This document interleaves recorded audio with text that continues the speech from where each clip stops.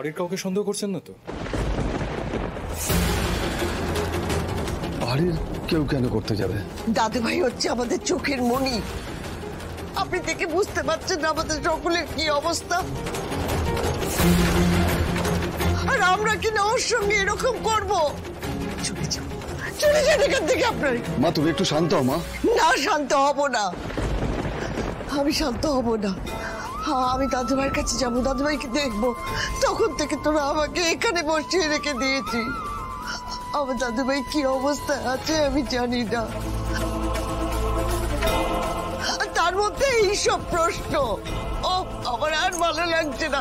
আমাকে এক্ষুনি আমাকে দাদু ভাইয়ের কাছে নিয়েছ। কোর্টের ভিতর যাওয়া যায় না মা, আমাদের এখানেই থাকতে হবে, এটা নিয়ম। ও মা, তাহলে যে তোরা বলিস এই হাসপাতালটা তোদের, হ্যাঁ? আর আমি আমার দাদু ভাইকে দেখতে যাব সে ক্ষমতা তোদের নেই? কিসের তোরা এত বড়াই করিস? কিসের তোদের এত অহংকার? মা তোর ভক্তির পরীক্ষা নেবেন, বড্ড কঠিন রে। আর তুই তার কাছে যা চাইবি না, সেটা মন প্রাণ জীবন সবকিছু তার পায়ে অর্পণ করে আকুতি করে চাইবি।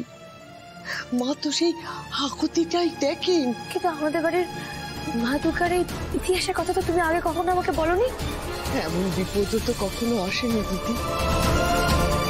বাড়ির ছেলে, প্রাণ সংসার, সমস্ত চিকিৎসা হার মেনেছে, তখন কি মাকেই তো করে চলে ডাকতে হবে।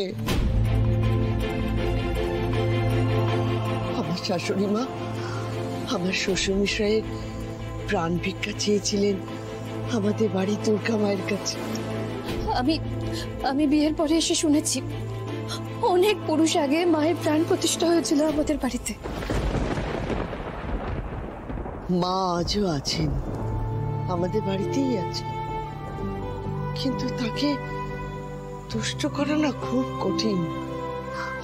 আমার শাশুড়ি মা না তোমাদের ঠাকুরদার জন্য পুজো করেছিলেন, সেই পুজোর কথা আমি আজও ভুলিনি।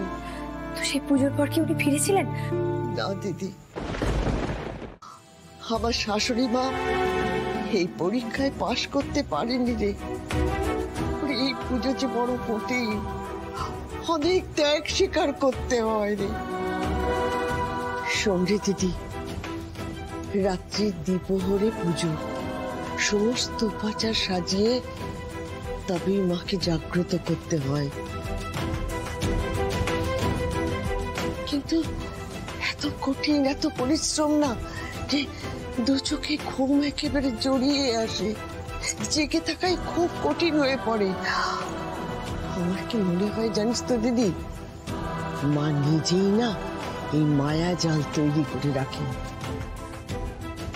আমার শাশুড়ি মা পারেন দিদি, চোখটা লেগে এলো আর মা দুর্গা রুষ্ট হলেন, আমার শ্বশুর মশাইকে নিয়ে চলে গেলেন।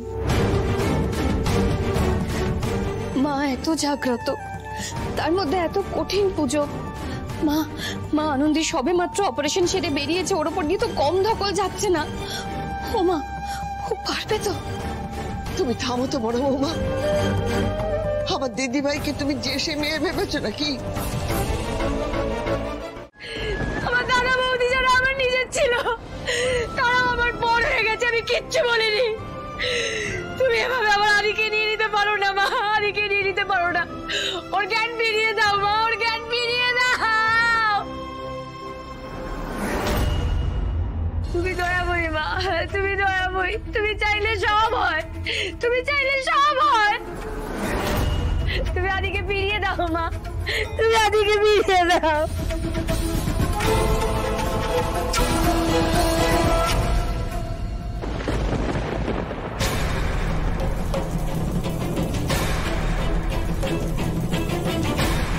কি ব্যাপার?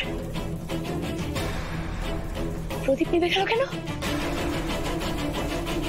কোন অশনি সংকেত দিচ্ছ তুমি? কি চাও? পুরো জ্বালিয়ে দেবো নিজেকে? কি চাও, সব শেষ করে দেবো? সব শেষ করে দেবো, সব শেষ করে দেবো, আমি নিজেকে পুরো জ্বালিয়ে দেবো। আমি নিজেকে আগে শেষ করে দেবো, আমি নিজেকে শেষ করে দেবো, আমি নিজেকে শেষ করে দেবো, আমি নিজেকে শেষ করে দেবো, আমি নিজেকে শেষ করে দেবো, শেষ করে দেবো, শেষ করে দেবো, শেষ করে দেবো, শেষ করে দেবো। তুমি আমাকে মেরে দাও, তুমি আমাকে মেরে দাও, আমি নিজেকে শেষ করে দেবো, আমি শেষ করে দেবো, আমি শেষ করে দেবো, শেষ করে দেবো, নিজেকে শেষ করে দেবো।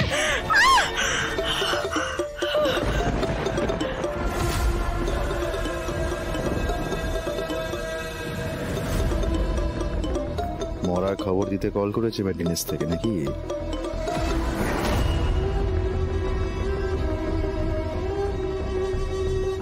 আনন্দি তো ফোনটাই ধরছে না।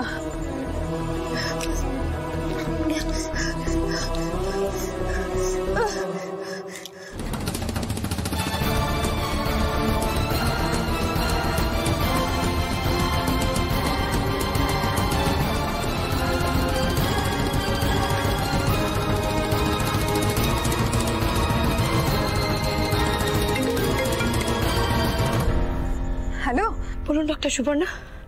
Vitals normal Anandi. হ্যাঁ, জ্ঞানও খুব তাড়াতাড়ি ফিরবে।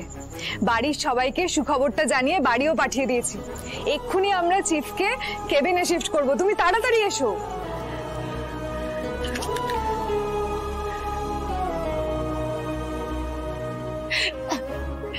ভাগো আদি, আদি, আদি আগের থেকে ভালো আছে মা, আদি আগের থেকে ভালো আছে। তুমি আমার কথা রেখেছো মা, তুমি আমার কথা রেখেছো।